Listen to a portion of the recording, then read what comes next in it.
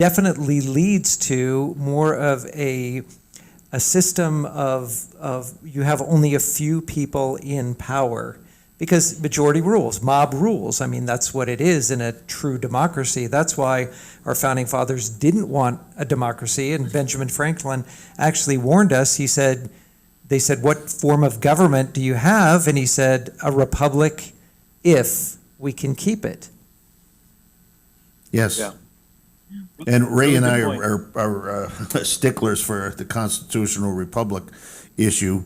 So, and as you know, they tend to make this a democracy, and we know what happens in a democracy, exactly what happened here, because they didn't allow the process to work properly.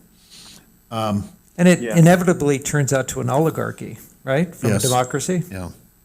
So at any rate, we're really concerned that this whole audit here kind of skipped over what you guys are doing. So if you don't mind, continue on with we already know that there are laws that have prevented or should have prevented what's going on, but haven't. Yeah, so that's kind of where this whole thing starts, right? So if you're doing an audit, right, you are auditing to what the rules are, what the procedures are. Compliance, and of course compliance in to the rules. Arizona, yeah, the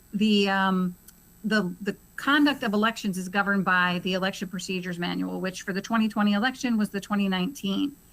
And obviously the legislators understood how important the chain of custody was for drop box ballots. And they spelled that out on page 61 and 62 of the Election Procedures Manual. And I know that's too small to read, so we'll just kind of summarize what the laws are for the state of Arizona. Now, remember, every county has to implement this, but the law is determined by the state. And so what they say, the minimum standards for retrieving ballots from a drop box and maintaining chain of custody is that you have to have two ballot retrievers of differing parties, that those retrievers have to note the location, time and date of arrival at the Dropbox location, and the time of departure from the Dropbox location. And then they have to record the time of arrival at the county recorder or the other receiving site. And the reason for that, right, is that you want to know if they picked up the ballots at 8 a.m. and drove around town with them until 10 o'clock p.m., right? So Yes. the date and time of arrival, departure, and then the county recorder has to inspect the container for evidence of tampering. And then once they receive the transport container, they sign the retrieval form. And then when the seals are cut, or when the container is opened by the county recorder, the number of ballots inside the container have to be counted and noted on that retrieval form. So Heather, just for explanation, so that people understand truly what chain of custody is. If I have possession of it, I write my name and I say, I know exactly what happened to this while it's in my possession. Then when somebody else, and I hand it to somebody, they have to sign that I received it or that they received it, and they have full control over it under their possession. So then it goes to the next person and they sign that they have full control under their possession. So the chain of custody is so very important, because if it gets in the wrong hands or that chain of custody is broken, anything could have happened to those ballots. Exactly. It could have been added to, it could have been subtracted to, it could have been altered in some ways. If the time limit to go from point A to point B is 20 minutes, but it took an hour and a half, then there's something that needs to be investigated on that. So when you say chain of custody, this is something that is vital for the election process. Well, Ray, if I may, Heather, if I understand what you said, is they come to pick up the votes and they have a special box that they put them in. They don't count the number of votes. Or ballots that they have. They just throw them in the box, put a seal on it, and say, we picked them up at 7:45 p.m. And then it took 5 minutes to fill the box, and then they go and drop it off at the, I guess in this case, it's the County recorder? The county recorder's Yeah. office, the MC, what do you call that? Well, it's county recorder's office. MCRO? MC Tech, I think it Yeah, is. yeah. And so that box, we don't know how many ballots were in there. Is that correct? Well, if we're maintaining proper chain of custody, when it goes through this process, once they open up the seals and then they will count the number of ballots and record the number of ballots that were picked up from that drop box on that day. And then from there, there's an additional chain of custody as it moves throughout the process beyond there. But ideally, the way that it works is that the chain of custody is intact from the time it is retrieved from the drop box until it's tabulated. All right, so what you're That's how saying, it's supposed to work. what you're saying is, they open up the box, they count, we have 249 ballots in here, and when they hand it to the next person, they say, I received 197, is that what I said? 197? We've received that many so that they know that nothing has been altered from the time of pickup to the time of drop-off. Right. Okay. Well, my Right, point, and you Ray, can is that when they track go to the those polling and- place and they have And this you have- yeah, box, you they have just, they don't documentation. count the ballots there, they just put them into the control box. Well, I think what Heather's saying is they count them as they go into the control box. Is that correct, Heather? No. So Okay. they retrieve the ballots from the drop box. They put them in a secure container. They do not count them at that point. Okay. They seal that container, and then once they move from the drop box, they take it directly to the county facility. At which point somebody at the facility receives it and checks the seals, looks for tampering, and if everything looks okay, then the couriers, the people who are transporting it, can move on to the next drop box. Okay, so And, the way I understand yeah, this just like- then, there's no control over the numbers from the balloting place, the voting place, to the recorder's office. So if somebody did in fact take an hour when it should have taken 20 minutes to travel, and the seal is broken, we have no way of telling how many ballots were in there originally. Is that proper or correct? Correct. Okay, so we've got a problem right there. Well, we potentially have a problem, Yeah. but The you're going to show transport us, team you're up going to show now- us what the problems Yeah, that I'm you gonna show you actually how to- found. And they're scary. Okay, go ahead. I just wanted Let's to go make back to sure. the slide if we can. Yeah, I just wanted to make sure there Yeah, that there sure. was So- no problem, that there could possibly be a problem because there's no count at the polling place. There's no count as to what goes into that box. Right, Right. and this slide would give you a better picture of what's going on here. Okay. You know, there's a drop box. They have a couple of different appearances, but there's a sheet metal style drop box at the top left of this picture, and you've got a bunch of people taking their ballots inside an envelope to this drop box, dumping it through the slot, and it fills up the box. And every day, a transport team, at least every day, they come here to the box and they've got a key. They open up the box and they pull out the container, and the container was sealed prior. So you've got a couple of seals, two seals. They're blue, and they're distinguished from another set of seals that are put on the transport bin. So these ballots come out of the drop box, they go into a transport bin that's sealed with a couple of seals. The seal numbers are recorded on this form, and the seal numbers that came off of the drop box are recorded on this form, as are another set of seals that go back on this drop box to seal it up and prepare it to go back into service. Now, the ballots that are in this transport box and the form that they've been filling out are transported to this central facility, MCTEC, and when they arrive there, somebody receives them and should be inspecting the seals, and they also write down their signature and the date to indicate that they've done this. And then usually in the evening, you've got a group of people who do the auditing. And what they do is they look at the form, they look at the transport box, they actually open the transport box and count all the ballots in there. And that's the key step, is that when this transport audit person goes into that box, counts every one of those ballots, and they need to record it on the form. And that's a key aspect of this. There's after that, there's some signature checking that goes on at Runback services, and that's another piece of the puzzle. Okay, so at least at this point, it looks like there's enough control over this that if an auditor would look at it and say, well, we know that this box has the seal, say Ray and Ron signatures were on the seal, and that they in fact did take a reasonable amount of time, within 5 minutes, if it's 20 minutes or 25 minutes, to get it there, and then the signatures would be ascertained to be correct.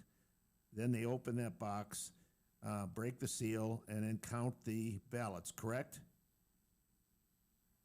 Correct. Okay, so now the auditor is the one that would check the signatures. As you know, when we looked at some of this stuff the other day, we found that the signatures weren't even close. They were the same name, but they weren't even close, which means somebody had forged a signature. Yeah, that was a good catch by you in comparing those two forms. I agree; those two signatures looked totally different. Yeah, now, But Andy, no, what's on the screen right now is this is what is now currently the law or statute or the norm, which what we see right here is how it's supposed to be. Is that correct? The current slide that's up does show the normal travel of ballots. Yes, this is the Dropbox chain of custody. It's a flow chart depicting the procedure. Yes. Okay, and then the next slide. All these determines the rules. This is what you have done. Is that correct? Exactly. Okay. That's right. Yeah. So we determine what the rules are, how they're supposed to do things, right? And then we request the records that would allow us to verify if those things were done. And so you have to be familiar with what the public records laws allow you to do and what FOIA can do for you. And then we submitted those requests. And then once we got the records, we were able to evaluate them to determine if the county was in compliance. So, in this case, we requested all of the early voting ballot transport statements. And when we did that, we received 1,905 different forms. And there were a couple of duplicates in there. So we ultimately had 1,895 unique forms. And of course, these forms were all filled out. You can see on the left here, that's what the form looks like. It's handwritten. And so Andy was able to develop a form that we could use. And maybe, Andy, you could talk a little bit about that. Could I Yeah, just a moment? How can there be duplicates? Yeah. So these forms may not be duplicate in their original state, but we asked for these via public records request, and somebody ran these through a photocopier in order to give them to us. And so we think that they just ran a few of them through multiple times. Well, when you see that there's when you see that there's 45,720 pieces of data that they have compiled to give us the report that we're looking at now, that's amazing, and congratulations to both of you on that. A lot of hard work. Well, Yeah, I have so- to say, we had the amazing bunch of volunteers that helped do this data entry. I mean, they were absolutely phenomenal and very accurate. And Heather, I want to ask at this point, I know the answer because we've discussed this, being an auditor myself, and I have found over the years that some auditors, the findings are based on the people that pay for the audit. And I wanted you to explain how much money that you guys were paid to do this audit. Yeah, so we are a bunch of volunteers who are doing these requests and analyzing this stuff because we care about the outcome. And Excellent. so So you don't have a monetary no. potential gain No. in this matter. And that's what's, I think and is in really fact- important, Ray, that there's no money that has transpired here, so there's no reason for these people to be dishonest because there is no personal gain out of this. Right, and I'm sure you're well familiar with Liz Harris, and she had just an abundance of volunteers to help her canvass the area. And I just find that it's so great that we have people here in the United States that care enough that they're willing to devote their time and their energy and sometimes, their money traveling back and forth and doing all these things and gathering the data. It could have been very, very expensive to somebody hiring people to do that. But in Arizona here, as you've done there, were you surprised that you had so many people wanting to volunteer for this? Well, no, we met many of these people while we were working on the Maricopa audit. So these were people that had volunteered to work on that audit. And again, the tail end of that audit, nobody was paid for that, right? Everybody was working on that for free at the tail end of that audit. So, we developed really good relationships with these people, lifelong friends in some cases. And when we reached out and said, hey, you know what, we're trying to do a couple things here, what do you think? And without hesitation, they all said yes. I just find that amazing. That's great. All right, let's go back to the slide if we can, please, because you have some amazing stuff coming up here. Yes.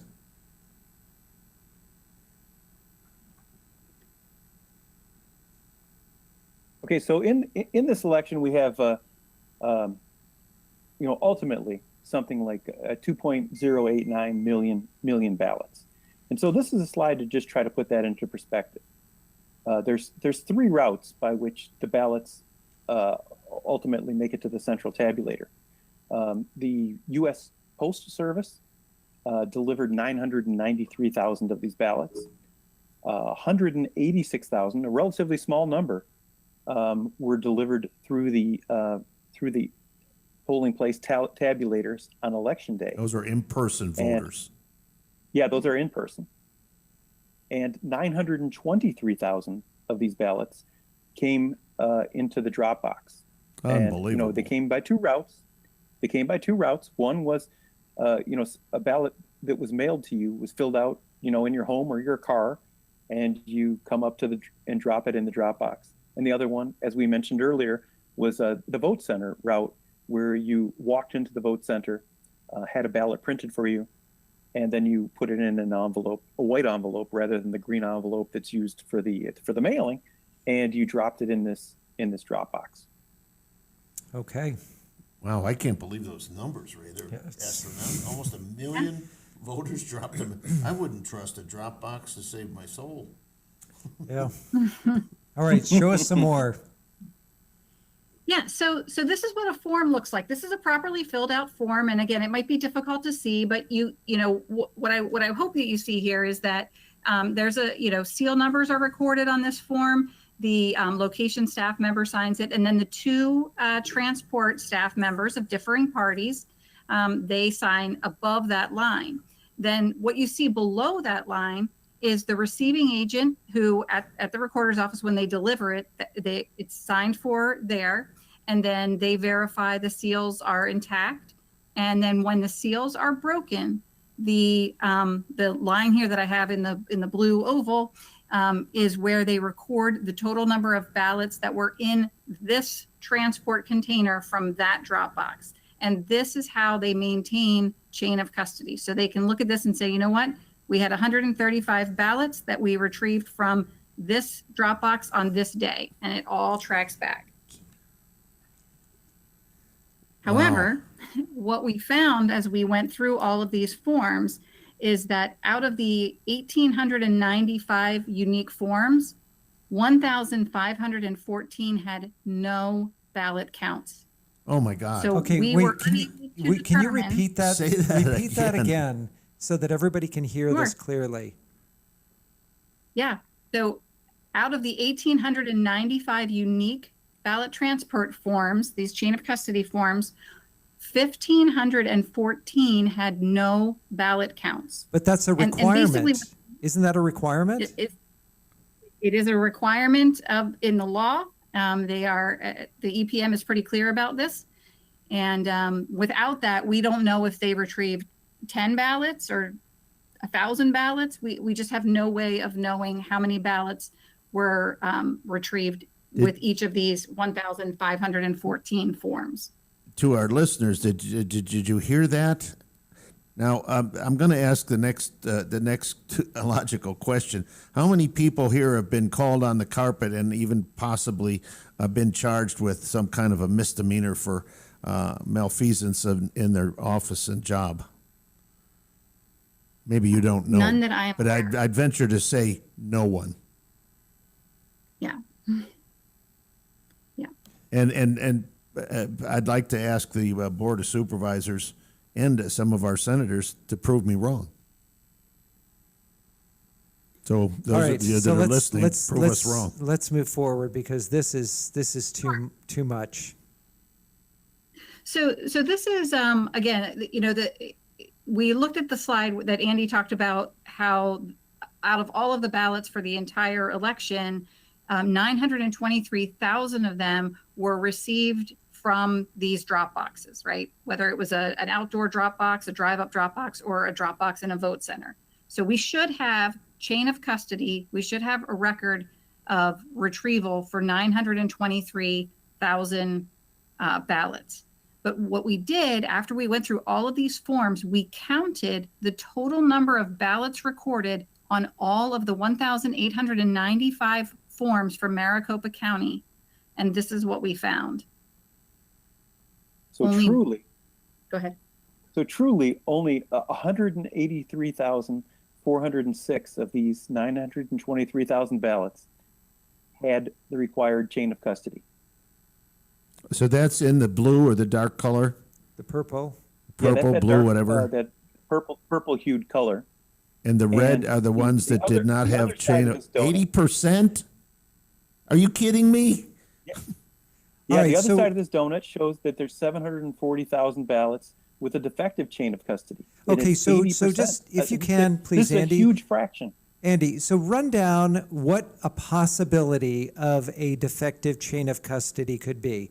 We know that if it wasn't recorded, right, if the numbers weren't given on that sheet of paper that is required, we know that is. If maybe a timestamp was off or anything like that, give us an idea of some of those defective ballots. So here's the amazing thing, Ray, is that I don't even have to go down the list. This number comes only from counting that one line and determining how many ballots were represented there. This doesn't include any other defects. Wow. This is just a mic drop moment where you just say we haven't even started nitpicking yet. Wow. You know, I mean, there are some things that are required that are really important, and I really wouldn't call them nitpicking, but the county does. You have to have someone from each party transporting these ballots together, and that's failed in a number of cases, and we haven't subtracted that here. Wow. The real number of ballots with defective chain of custody is much higher than this number. The reason that we like to report this number is because I can just dump these forms in a bin for you, and you go through them yourself and come up with this number. You don't need to do the fancy entering that we've done and cross-checking. This is just simple. Now, why didn't this come out in the physical audit that was done?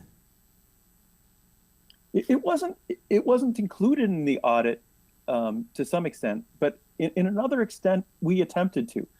Heather put together a very good list of things that we wanted to subpoena, and that was turned in. And some of that stuff made the subpoena and was just never given to us. They just ignored it.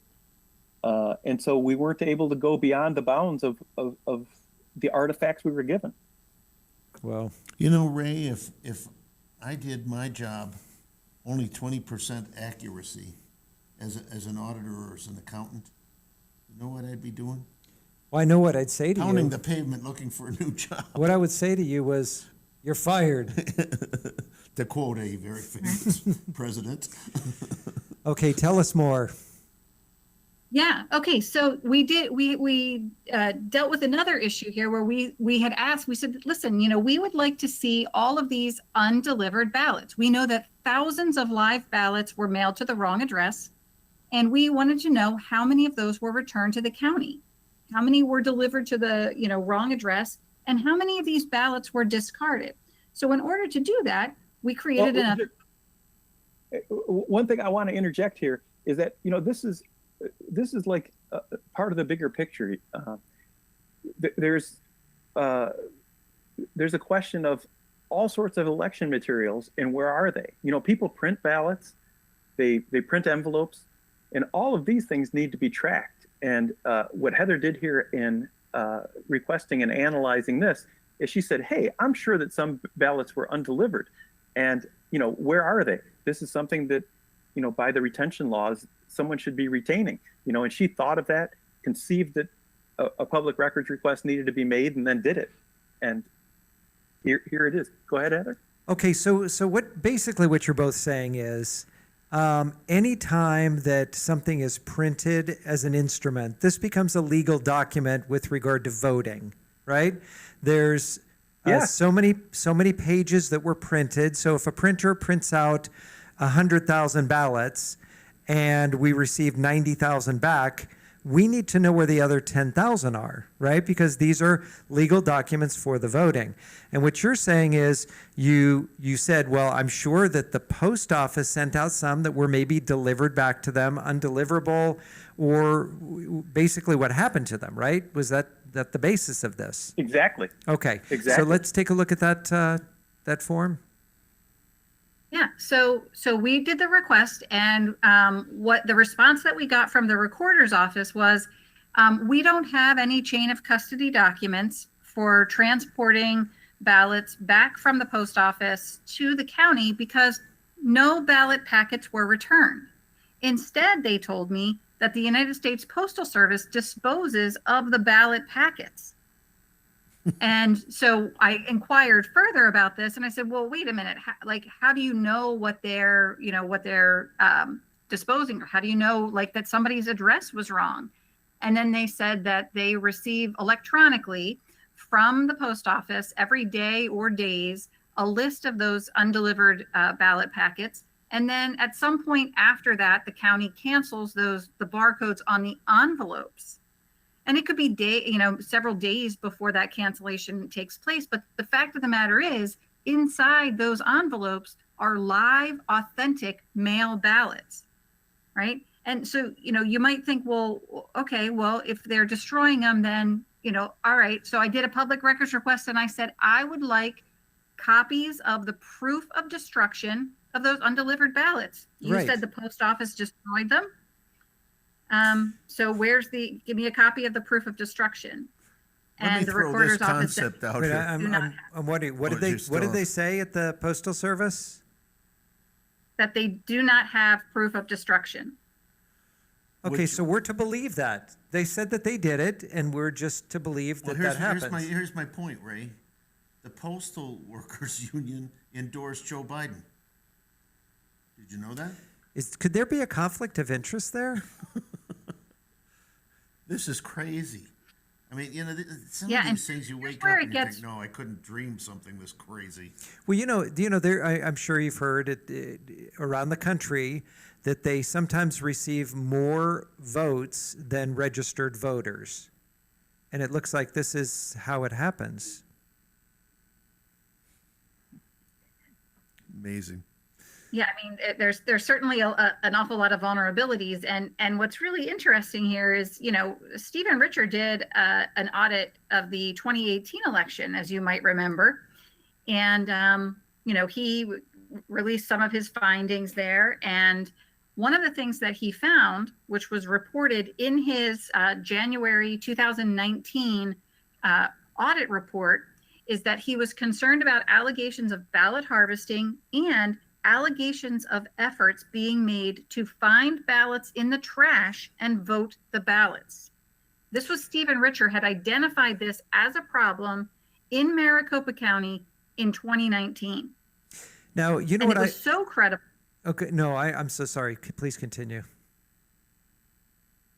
Yeah, I mean, it was credible enough that he, felt the need to include it in here. And here's part of a declaration that was included in that report, where this person says that there was somebody knocking on their door, asking them if they wanted to help out by rummaging through dumpsters to find unvoted early ballots and then complete them.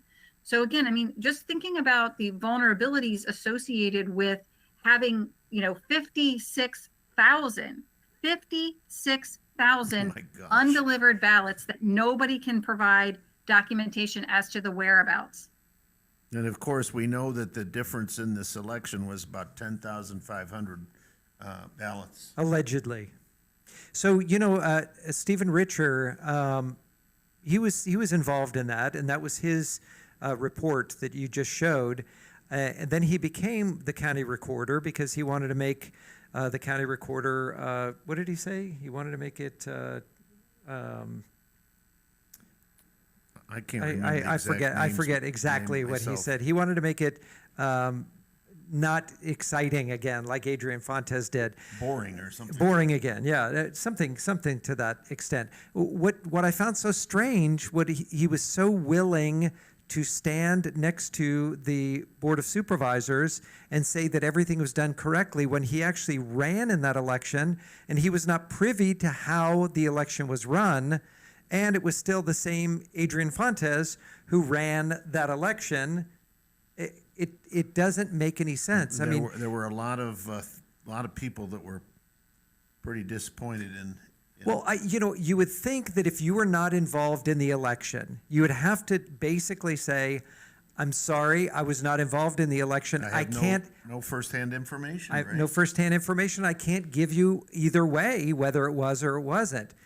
That would have been the appropriate thing to do, considering the circumstances. But he decided to stand with them and say, "Yes, this was done," which counteracts or contradicts what was done in his report back in 2018. So there's something very unusual about that. I'll leave it at that. But our listening audience ought to be very skeptical of what this. We always encourage our audience. We're giving you our thoughts. You got to do your own research. All right, let's go to the next slide. Yeah, so, one of the things that people ask when we talk about this is, well, isn't that against the law? And, we're not attorneys. We are not, the Attorney General obviously has all of this information. We've turned it all over. We've given them copies of all of the documents that we received. But when we, take a closer look at what the laws are, specifically, with these 56,000 undelivered ballots that we have no current location on them, there is a requirement to retain election materials for 22 months. And so, we think that's obviously that applies to these live unvoted ballots as well. And then in the election procedures manual, they lay out thing that says that anybody who violates any rule that's part of the election procedure manual is guilty of a Class 2 misdemeanor. And then, of course, there's the violation with the Arizona election law that says if an officer in charge of an election knowingly fails or refuses to perform any duty, that is also a Class 2 misdemeanor. So again, I don't know who was ultimately responsible for all of these things, and I don't, obviously that's not for us to say, but I definitely think there are some laws in place. I mean, it would sure be nice if there were laws that were, I think, easier to enforce and, maybe held people more accountable. But I think that there's at least some things in there that that might do the trick. Wow.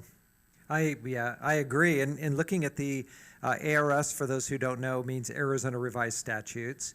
So one is a U.S. code and the other two were state statutes.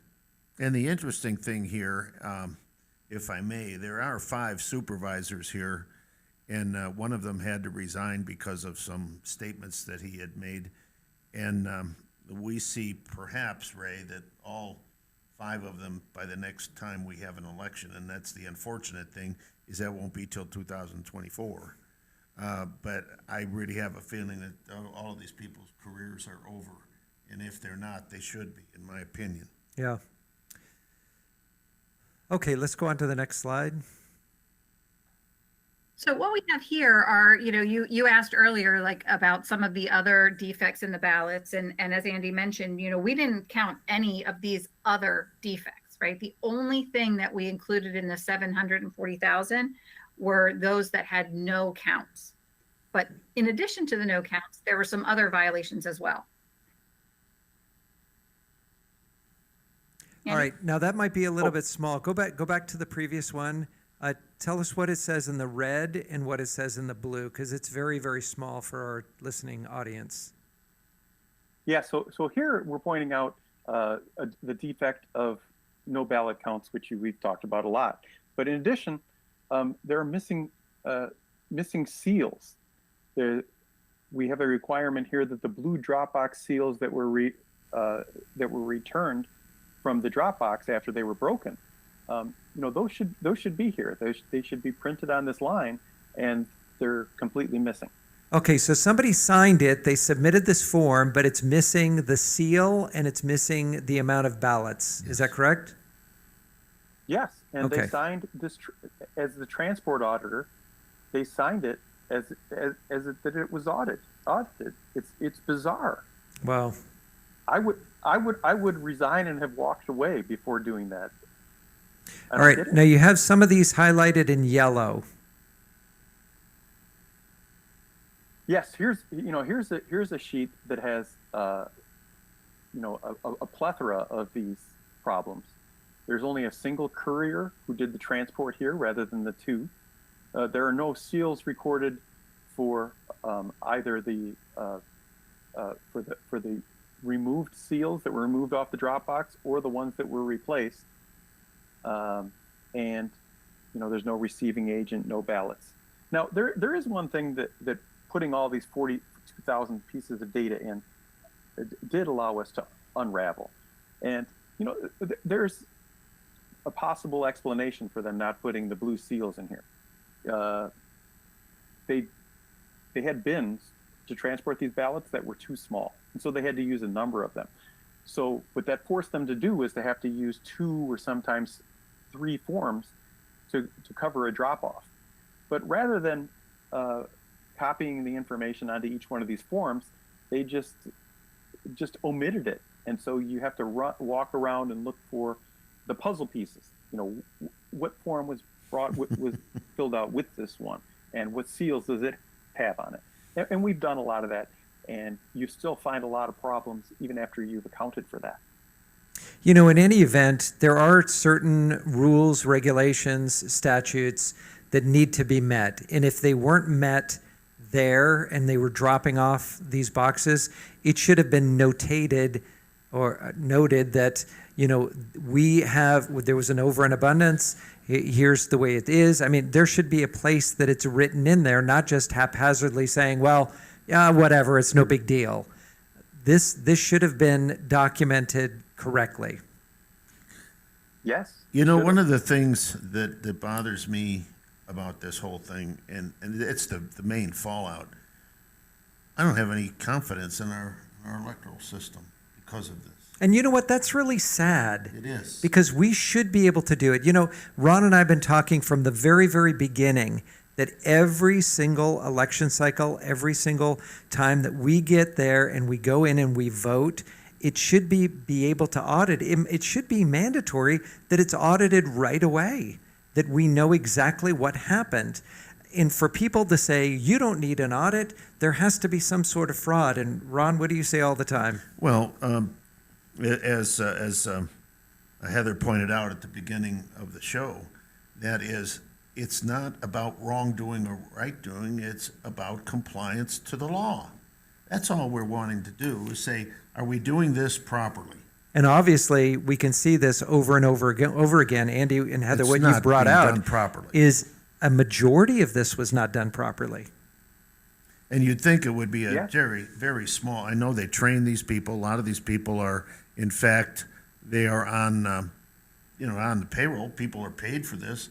I'm not sure how, that it's enough pay to to quit your day You know, job. one of the interesting things that we found when we looked at these is that, you know, the top of the form were the couriers, the temporary workers who come in and they're going to help out for the election cycle and they're doing the transport.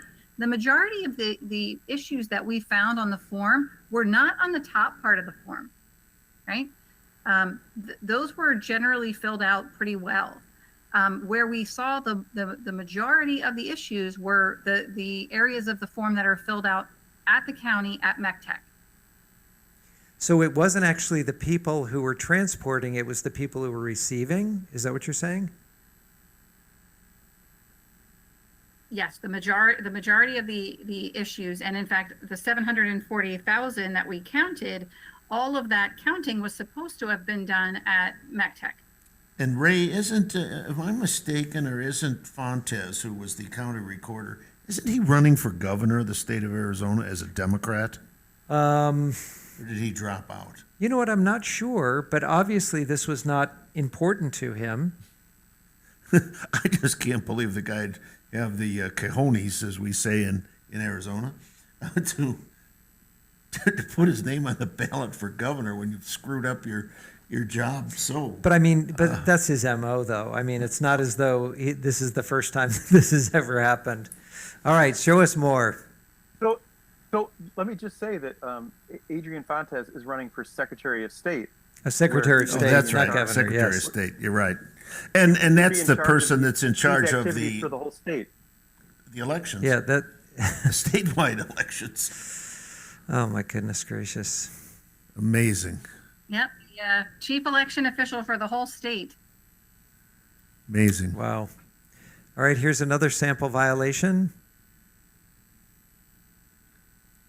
Yeah, we've got more. This time we've got a receiving agent, the person who's supposed to check and make sure that the seals weren't damaged or otherwise tampered with. And, no audit agent at all here.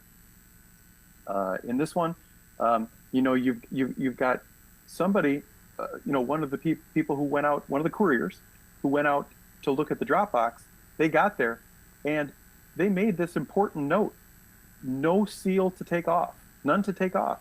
Wow. And so there's somebody trying, they're trying to make this legitimate, and they're doing a good job of making that clear observation, putting it on the form. But then you just have people blowing through this and, not making any note of an investigation or any attempt to resolve this. Andy, who would be the person that puts that seal on? Would it be the transport individual? Yes, the couriers do the job of putting the seals on and taking the seals off. Okay, so what he's saying then is that he didn't have the proper paperwork to put a seal on? Well, he's saying that the person before him may or may not have put the seal on, but when they went there to take the seal off, there was nothing to take off. Well, let me ask you the next question here that would follow, and of course, if you're one of those voters, Ray, you'd certainly want your vote counted. But how, when you lose this chain of custody, the next question becomes is, should you really count those ballots? There's something desperately wrong here. Yeah, no, I agree. Well, one of the arguments against going down that road is that you could plant people in this courier pool who purposely made mistakes in an area where there was a lot of people in a party they disagreed with. So I'm not sure you want to go there, but it's a really great question.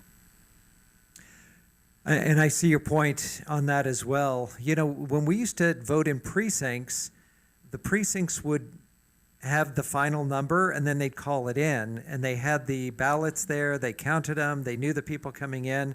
And I think this all happened, what was it, the 2018 or 2016? 16. In 16, that they decided to go and, if I'm on the other side of town, they'll just print it out for me. I don't know anybody there, they don't know me. And, you have a lot of issues there. There was a camaraderie that you used to have when you voted in your precinct. You saw your neighbors. There was an excitement that was there for your neighborhood, brought people together. I happened to vote in a precinct where You vote, and then it was at the Elks Lodge, so you could vote and then go through the doors and order a beer at the bar if you wanted to. Well, I don't think so. I don't think you can serve liquor on election day. But the bottom line on this whole thing is, who's minding the store? It just seems like you've got any number of people can do these voting, especially when you have, was it 57,000 ballots that were missing?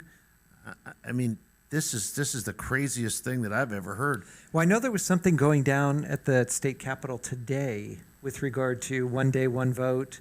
Do we know? Do you hear anything about that? I haven't heard anything. All right, let's see if we can try it. Doris, can you see if you can go online and just find out how that vote went today at the Senate hearing? Let's see if we can get some information on that. There's a lot of people that don't want to get back to that, and I don't understand why. Well, of course you do. As Heather and I spoke yesterday, I believe, if this great country that has given us our freedoms, opportunities beyond belief, that people fight to come to this country, cross over the borders illegally for opportunities, if we can't spend a couple of hours, and you're even given, Ray, 2 hours off with pay on election Here in day. Arizona, yes. 2 hours off with pay, and if you can't stand in line to vote, I'm just wondering how dedicated you are. If you got to sit in your easy chair at home and you get your ballot there and you kind of just take your time filling it out. I don't know. I like to think that people are more dedicated to our country than that. I want to see about this. Season. I want to see about this unknown locations. But Doris, if you can try easyaz.org or .com. All right, let's unknown location. Tell us about this. Yeah, so this is a case where we have a transport statement where a lot of it's filled out okay, a lot of it isn't. But you look at the location. We tagged all these things by location in order to group them together, and we had this one. Nobody could enter this because we couldn't find the location on our list. It's unknown, and so. Somebody ended up with this form and they have no idea where the ballots came from that were associated with this pickup. Wow. Not even the driver? Not even the driver. Jeez. Oh, here's this famous one with the signatures. I'm sorry. Sorry, there's a little bit of noise in the thing. So one of the things that we were able to do, because we turned all of this stuff into digital information. So all the handwriting was entered in, and so we were able to compare seals and try to see okay, well, the seals were put on here and then they were taken off. As you can see, there's a record of that on different forms. But what we found is that there were a couple of issues with those seals, and here's one that we thought was particularly interesting. So this particular vote center had these seals put on a Friday. The vote center was closed for the weekend. There were no pickups scheduled, no pickups recorded. But on Monday, when somebody comes to pick it up, the seals on the drop box are different. And as we noted the other day, so was that one signature, the third signature from the bottom. There's different signatures. Same name, but different signatures. Yeah, so you were talking, is this the one that we were talking about? Yeah, the B. So if you look at, is that item number? Third signature from the bottom. Right. 5, item number 5. Yeah, item number 5. And Ron, you said you needed glasses, but you pointed out that B on the second one is different than the B on the first one, and that's well, we're in the Same way name, right now. different signature. Can you? There it is, right there. So the third. It's difficult for the audience to see that, but if you're watching, you'll notice that the last name. Well, the names are the same, but you'll notice the B is entirely different. And most people, Ray, never. As you get older, you never change your signature. No, I haven't got there yet, Ron. You're not old enough yet, No. but you will. Okay. And here we have another example from the seal tracing that we did that, a seal was placed at Mountain View Rec Center, but the seals were somehow removed in Peoria. Jeez. So, I mean, we think that this is probably they used the wrong form. That's likely what happened, but, we have to record it for the records as it appears on here. So You guys have done a phenomenal job on this. I am so impressed. As an auditor, I am very impressed with your work. Absolutely. But some people will take a look at this and they say, you know what, don't let the facts get in the way with what you believe.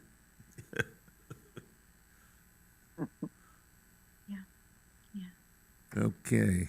And this is sort of the last thing that we wanted to show you here is that the form, and by the way, we did a public records request for records from PEMA as well. And what we found in PEMA is that, they did a pretty good job. And not only did they do a pretty good job, they had a much better form. So remember, the law makes has the recorder responsible for creating this form to document. And this is the Maricopa form that we're looking at here, obviously.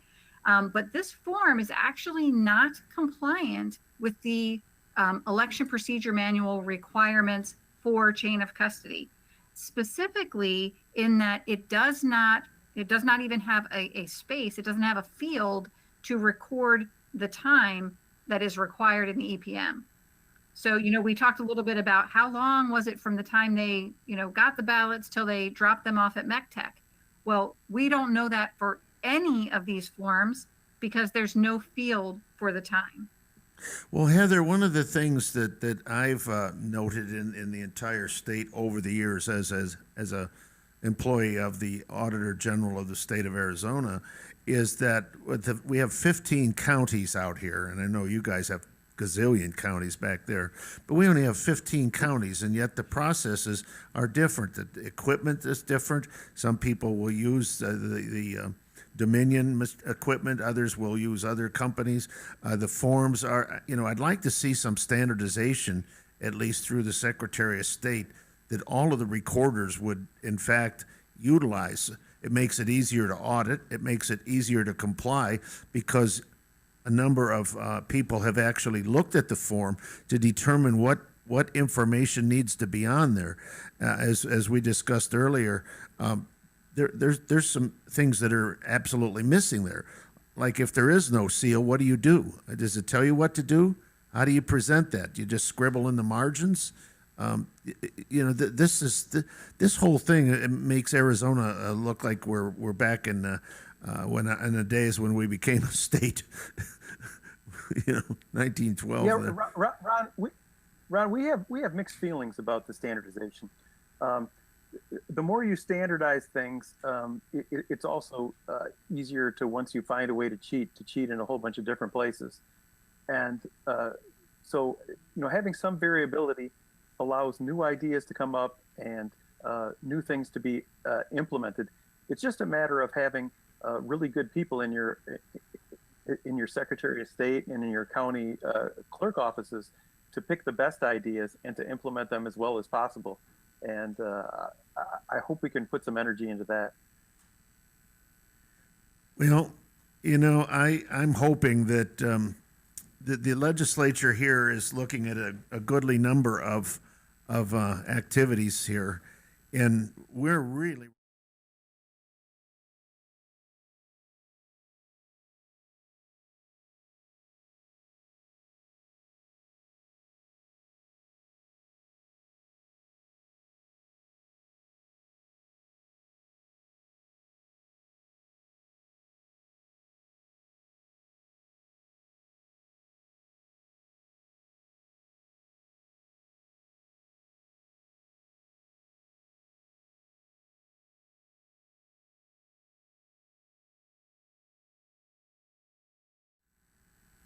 Well, we can talk about that.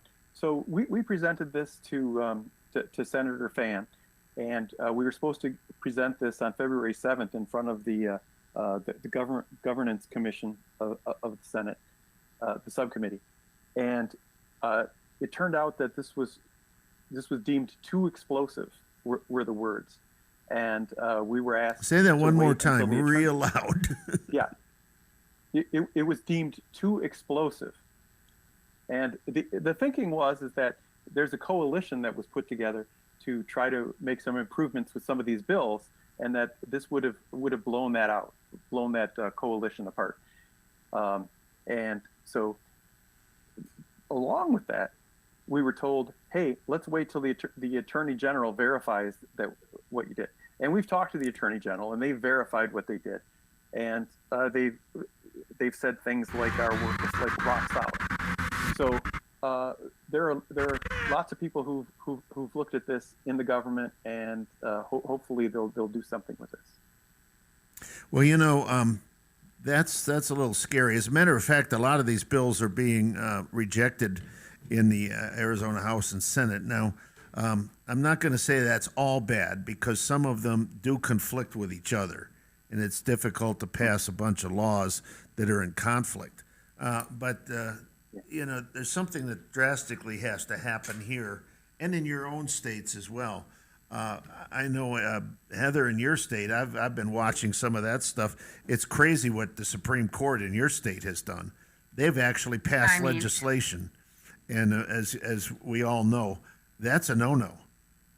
To actually pass legislation, and when I say that, I mean they say, well, here's what the law should be, and we get very upset with courts that make decisions like that. They either is constitutional or it's not, but you can't say, hey, we think that this, because of extenuating circumstances like COVID or something, we're going to do it this way or that way. No, I'm sorry. Only the legislature makes law. Sorry about that, guys. That's what needs to be said. In the state of Pennsylvania, there was a very strong case that was recently just reversed by the Supreme Court. But to read the Pennsylvania Constitution, it requires an amendment to have no excuse mail voting, and that the Commonwealth Court agreed and said that the Act 77, which is what authorized the no excuse mail voting in Pennsylvania, they determined that that was unconstitutional, and of course it was reversed by our Pennsylvania Supreme Court. Well, I can't tell you that the results of the election would have been any different, because nobody really knows for sure. When you've got ballots out there, and I get this question all the time, well, the election was stolen. Well, maybe it was, maybe it wasn't. You can't tell, because it's just like one of those things, what would have happened if it was a sunny day or a cloudy day or whatever. You don't know for sure.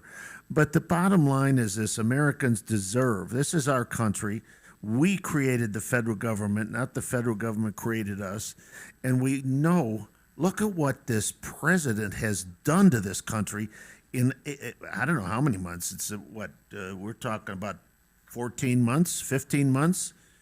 We're looking at potential wars. We've got economy that's in the dumps. We've got states that are just doing all kinds of crazy things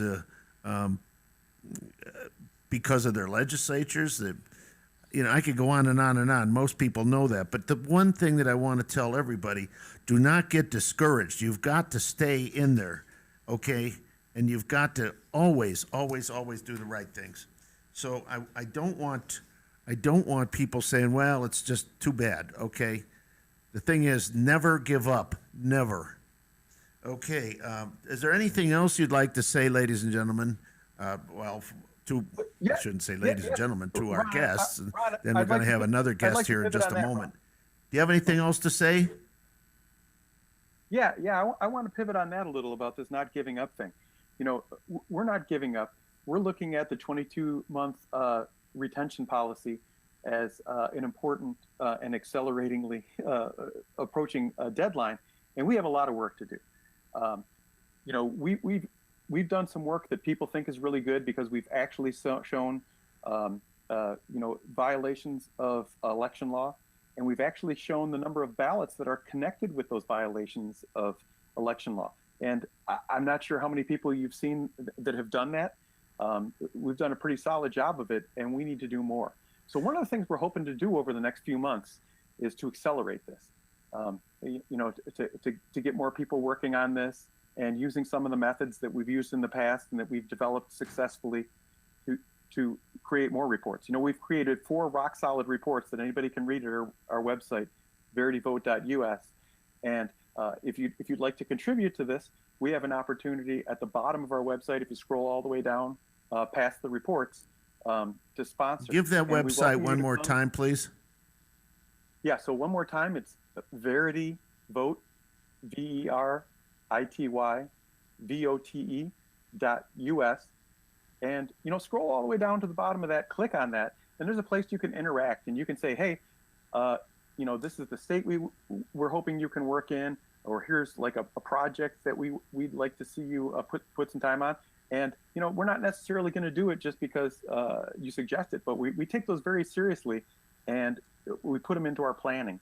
And we have some promising things coming up that we're going to release, and we'd like the citizens of Arizona to interact. Well, we sure appreciate you guys, and let's make another date for an update here. And we thank you so much. You've done a phenomenal job. Okay, ladies and gentlemen. Thank you. It's What's for Dinner tonight. Stay tuned.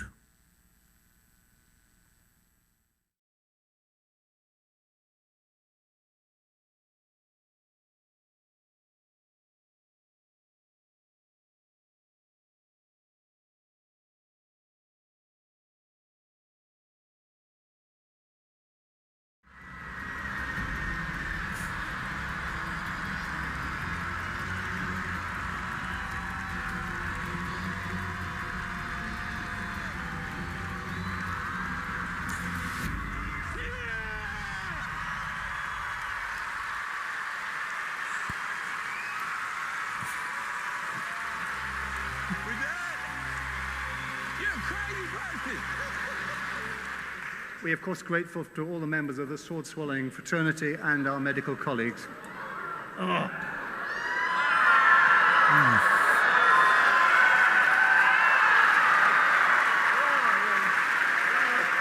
Thank you very much.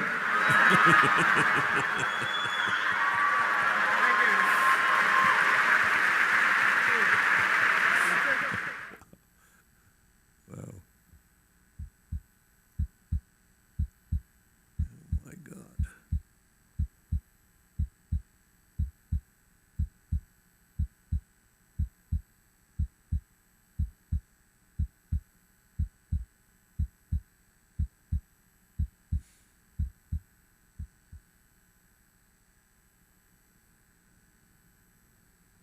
Got the idea.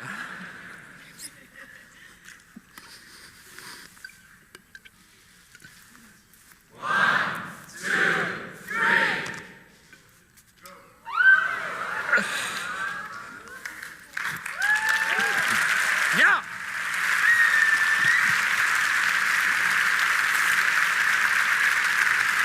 Thank you very much. Thank you for believing. Thank you for believing in me, and thanks for being part of my dream. And here's my gift to you. The impossible is not long walk, part of gift.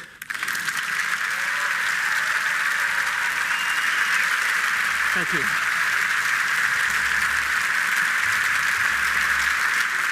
Thank you. Thank you that much.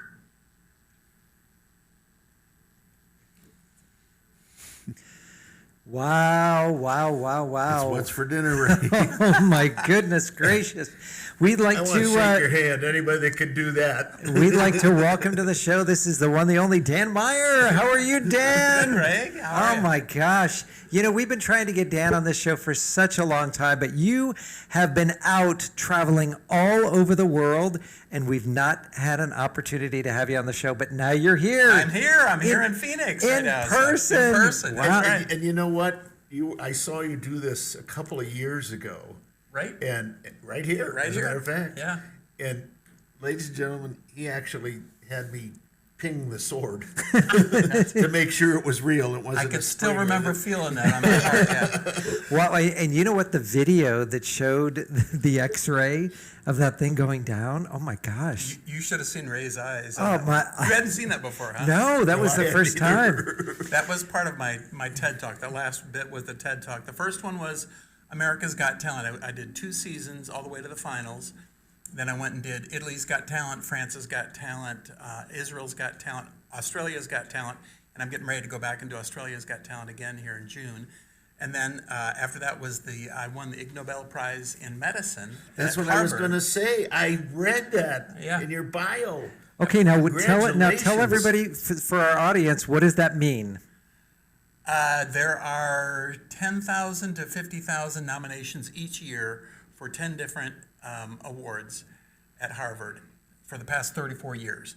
And I was published in the British Medical Journal in 2006 for my medical research on sword swallowing and its side effects. First time ever in the 4,000-year-old history of sword swallowing was published in a British Medical Journal. Wow. We were nominated for the Ig Nobel Prize at Harvard, and then we went to Harvard, 2,500 media there. It's a big deal in all the science and all those type of, in those fields, in academic science fields. So it was really fun. Ended up doing about 5 world Ig Nobel tours around Europe and in England, Ireland, Scotland, Wales, Italy, Netherlands, India, all over the place. That's It's so fun. And then amazing. so that video clip of my chest and lungs and heart was part of my TED Talk then, which I did in Netherlands. Very first one. I did 9 TED Talks, but that first one is the one that went viral. And right now it's the most translated TED Talk in the world. Wow. Out of a 200,000 TED Talks, and it's in like 85 languages. Oh my gosh! And did you hear the way everybody, when you were doing this, everybody's go, oh, and the same thing happened here when you were here. Everybody's like this, and I go, no, he's not really going to do this. Now this is not the only accolade that you've received. I mean, you have lots and lots of awards. Yeah, I've got a number of Guinness World Records. I've been in 4 Ripley's Believe It or Not books and 2 Ripley's cartoons, and my swords are in 13, 14 different Ripley's museums around the world. So they did a 4-page spread on me on the Icelandic Ripley's book, so I got to do a 2-week tour of Iceland with them. So it's taken me to 48 states and 55 countries around the world so far. Now, Dan, That's amazing. I want to ask a question that everybody's dying to know. Why on earth did you want to get into this kind of a business? That is the number one question everybody asks. And I'll give you the short answer. It's to watch the TED Talk. But the TED Talk kind of explains it in Right. more detail. But the first 20 years of my life, I grew up in extreme fear. I was extremely shy. I had low self-esteem, inferiority complex. I was shake like a leaf. I couldn't talk. So I was teased and beat up by the bullies the first 20 years. Oh, And I made a vow that I wanted to do something that the bullies could not do. I wanted to be a superhero like Superman, fly around the world doing superhuman feats and saving lives. and it seems now like I that's am. what you're doing. Now I am. Yeah. But that was kind of the start of it. And then in 1997, I heard there were less than 12 sword swallowers left in the entire world. I tracked them down, tried to get some tips from them. I practiced 10 to 12 times a day, every day for 4 years, about 14,000 unsuccessful attempts before I got the first sword down February 12, You don't have 2001. tonsils, do you? Now- I still do. You still got your tonsils? When you think of occupational hazards, sword swallowing is probably a big one. It's a big So when you one, yeah. when How you do you say get failed insurance? attempts, what does that actually mean? It means scraping the back of your throat, not able to find the proper alignment. There was always a bump that I would hit the bump in the back of the throat, and it just wouldn't go down. 4 years I did that. Finally, I adjusted my posture. Instead of using one hand, I used 2 hands, which squared up my posture. Leaned back a little bit further, and all of a sudden the sword went down about 6 or 8 inches. And I thought, did I go into my lung? Did I puncture something? Yeah. I had to wait 24 hours to make sure that there was no bleeding out the other end, and realized I'd done it. Then it took another 3 years to get consistent at it, to work up to multiple swords. In 2013, I broke the Guinness World Record, which was 21 swords at once. I did 29 swords at once at Ripley St. Augustine. And so that's my personal record. I don't think anybody else has broken that one yet, with 29 swords at once. That's amazing. So Would Mrs. Michaels and Mrs. Lutters ever in their wildest dreams think we were sitting next to a guy that swung No. swords. No, not at all. But you know what? It's not about what I found out in doing this, especially when I was working on the TED Talk, is that it's not about the swords. It's not about doing some trick or showing off or whatever. It's really about finding your purpose and calling in life. So for me, doing my TED Talk, I realized my purpose and calling is to help other people find theirs. Mine just happens to be a really weird one as a swords follower, but I inspire people to do the impossible in their lives and to find their purpose and calling in life. What a great goal. Which really kind of blows. I perform for a lot of state fairs and Alaska State Fair, Wyoming State Fair, Yeah. Eastern Idaho State Yeah. Fair, and the audiences come back over and over, sometimes 20, 25, 30 times in a row to see the show over and over and over again. And it's not about the swords, it's about them being inspired to do the impossible in their life, and they bring their grandkids and their Right. neighbors and stuff over. So it makes it fun. Ron, most people think that this maybe is just, it's a one trick. It's, I go out there, I do my 5 minutes, I do my 10 minutes. No, Dan goes out there and he does long shows. 30, 40-minute shows. 45 to an hour. Yeah. Usually, yeah. And it's amazing because, and I entertain too, and we'll talk a little bit about how we know a lot of mutual friends and how we know each other.